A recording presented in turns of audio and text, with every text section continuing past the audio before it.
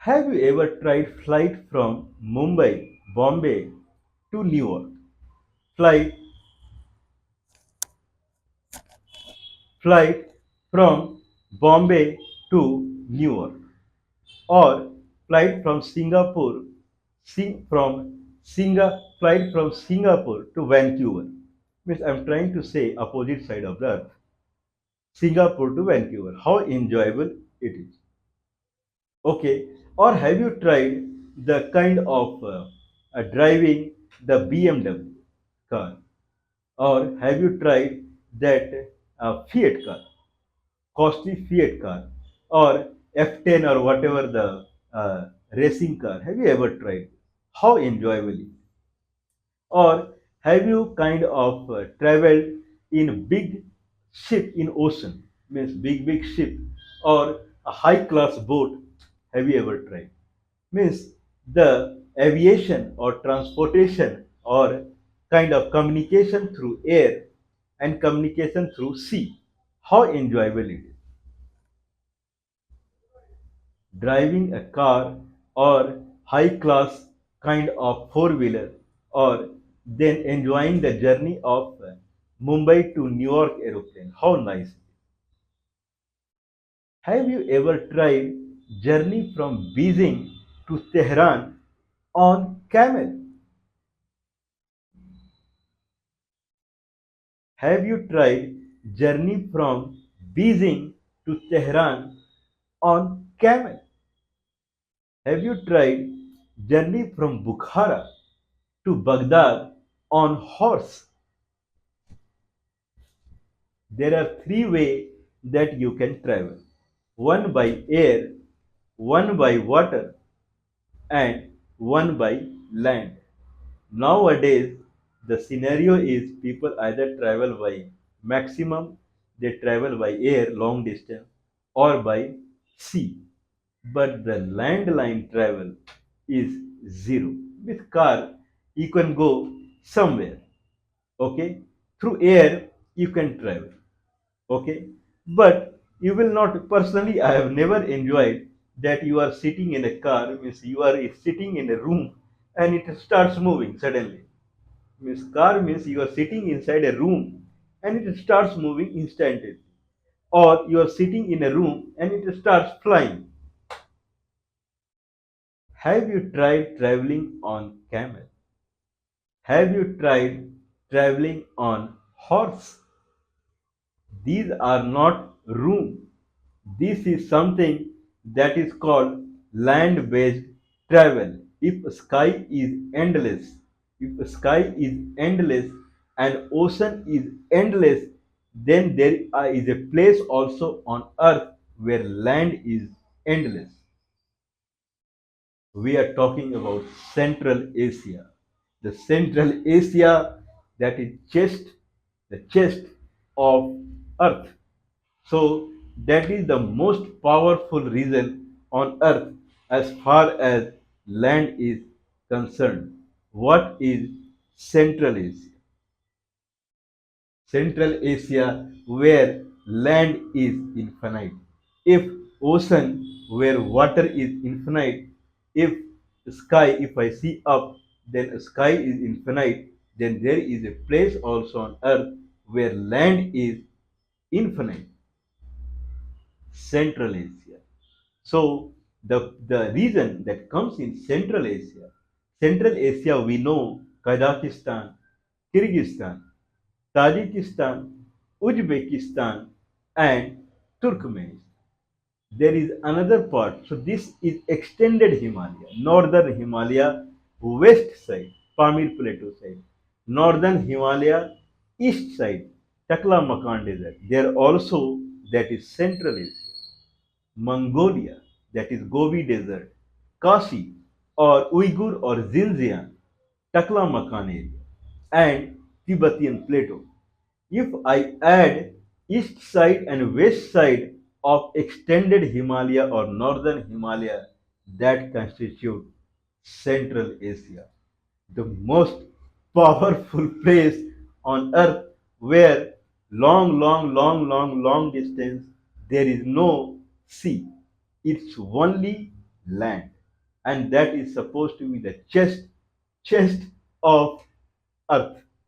Okay, so traveling in Central Asia on camel or traveling in Central Asia on horse is something that is the power of land that you would see.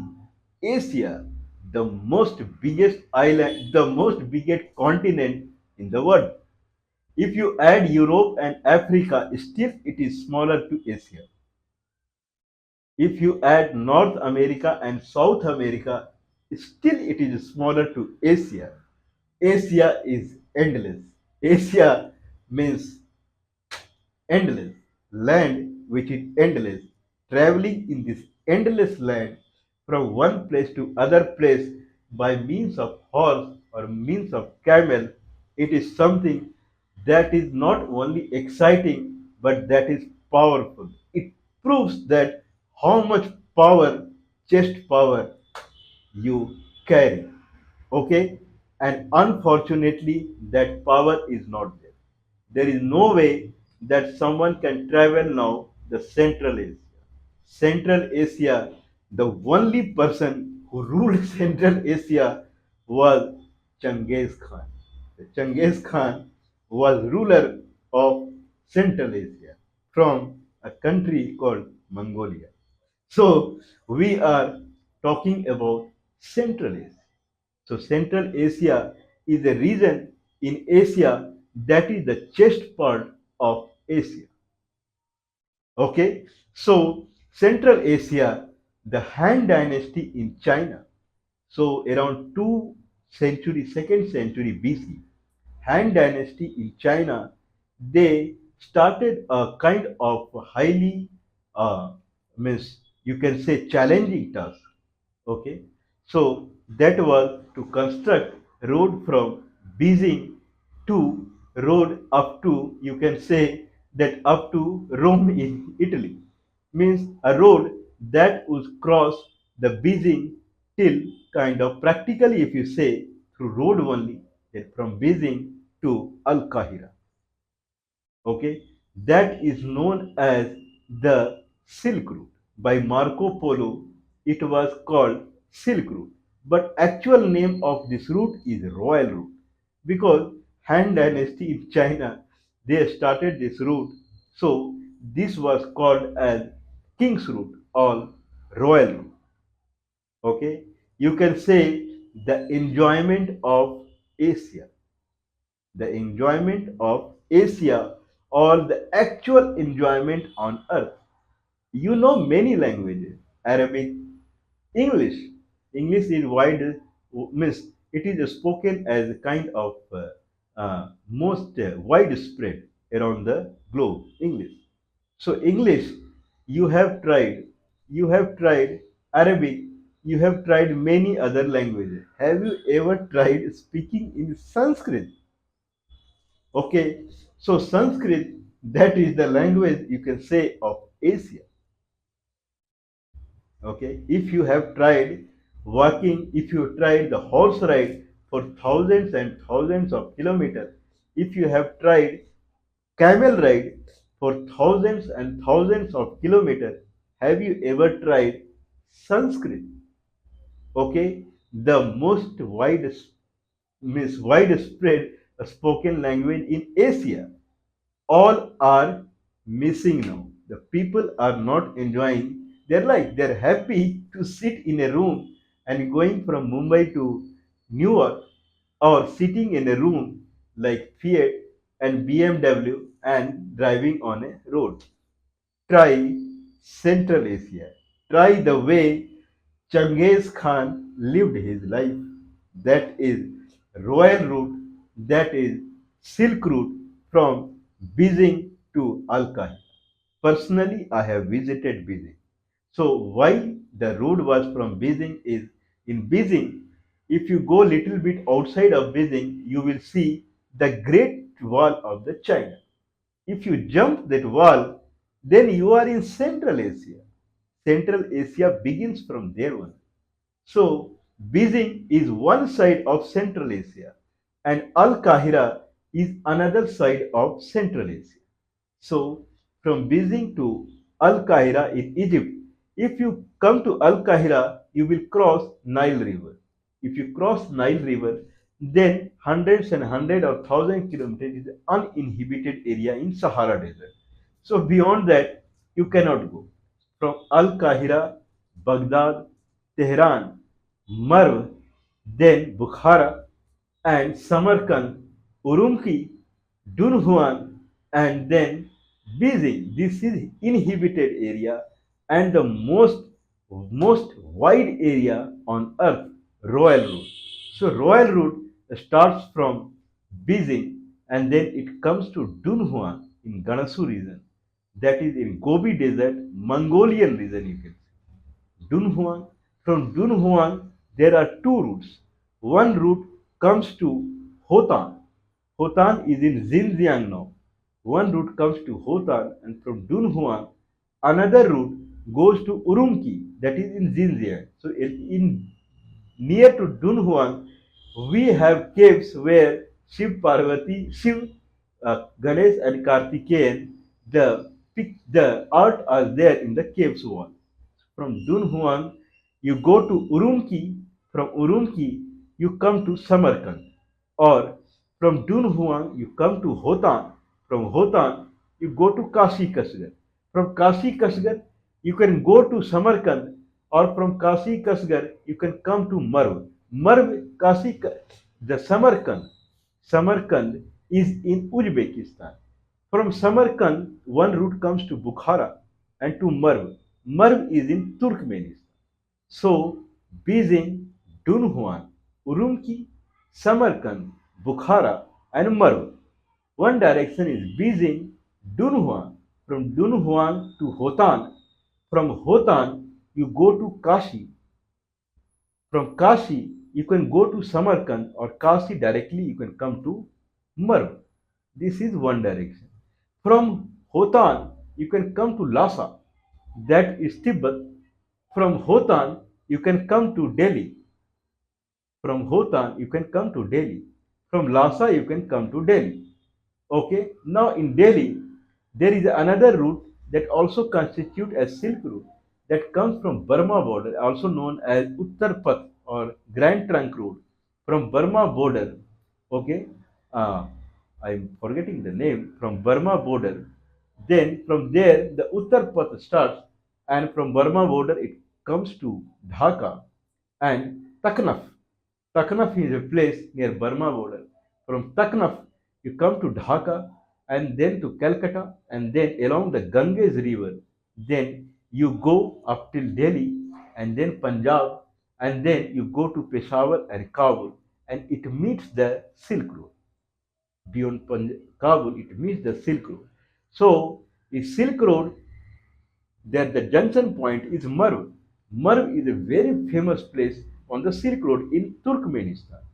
So Turkmenistan, Marv. So Marv you can come from Bukhara, Samarkand, and Urumqi, and Marv you can come from directly from the Kashgar, or Marv, Bukhara, and Samarkand. Samarkand you can come directly from Urumqi, and Samarkand directly you can come from Kashgar. So now once you come to Marv, from Marv you come to Tehran, Tehran to Baghdad, and Baghdad to Al Qahira. If you see the trade part, then from Baghdad, one side comes to Red Sea. That Red Sea that is near to Makkah, Makkah Medina, and one side goes towards Turkey, okay, Ankara. So that side will take you to Mediterranean Sea. There you can go to Europe, and this side Makkah Medina. There this side you can come to Red Sea, and you can go to Al Khartoum and those places in Sudan and Africa.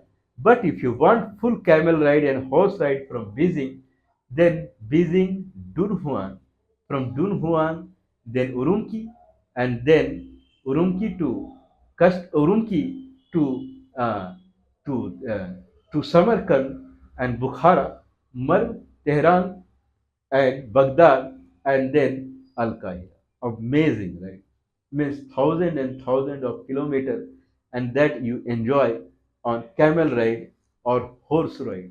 The reason that was completely ruled by Changez Khan. This region full from Tibet to Mongolian region, means Gobi Desert, Tibet Plateau, then Taklamakan Desert, Xinjiang, then to full Central Asia, Samarkand, Bukhara, then Merv, and then Tehran, Baghdad, Al Qahira. Till then, there the Changez Khan ruled. Changez Khan ruled the chest of the earth. So Changez Khan is the only king that actually enjoyed the land area of the earth. Okay, if we see the more architecture of the Silk Road, then any route that sits on top of river system. If we see Grand Trunk Road or Uttar Pradesh, then it is all along the Ganges River, Ganga River. So Ganga River till Delhi, and then from there it follows Satluj and crosses the Indus, and then it follows Kabul River.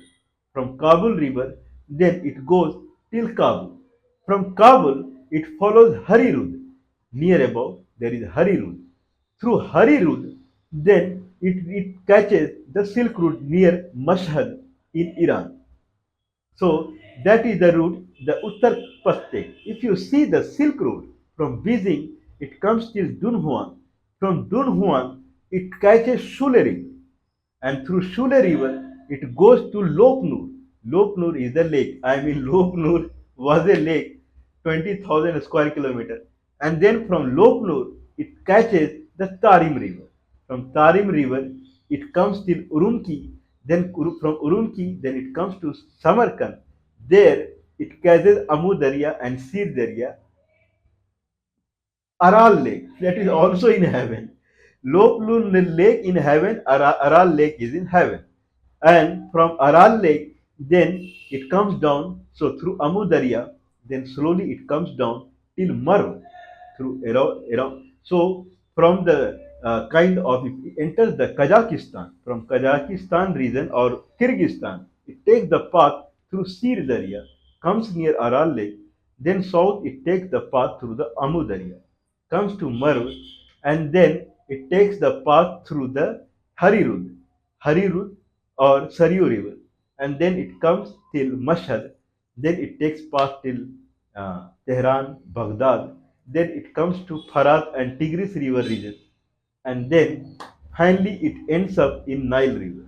So that is the kind of actual the chest of the earth, that is the Silk Road. Marco Polo in 14th century, he came to Silk Road and he wrote about the Silk Road. At that time the king was Kublai Khan, and he worked in Kublai Khan court for 24 years as tax collector. Then he returned back to, I believe, Italy. From Italy he had Rome, Italy, Rome he had come. So this is the kind of enjoying the land area through the Silk Road. I mean, it's not possible because the rivers along the Silk Road are no more. Tarim River vanished, Lopnur River vanished, Amu Darya, Sir Darya vanished, Aral Sea vanished. So China, if it is thinking that they can start Silk Road, it is not possible. So to start the Silk Road, you have to bring back all the rivers, and then only you can start the Silk Road and then enjoy the actual enjoyment of living on the earth. Hopefully, someone would do it.